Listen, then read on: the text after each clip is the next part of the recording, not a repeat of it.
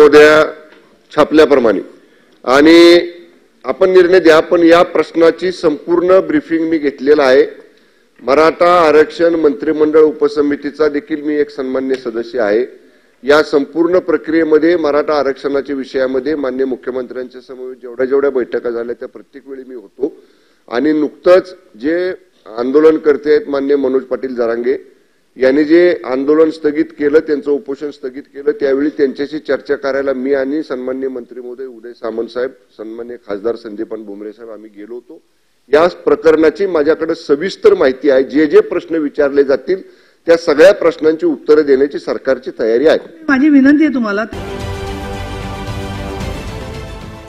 देश विदेशातील प्रत्येक घडामोडींचे लाईव्ह अपडेट मिळवण्यासाठी आता साम टीव्हीच्या सर्व सोशल मीडिया प्लॅटफॉर्मला लाईक, फॉलो आणि सबस्क्राईब करा।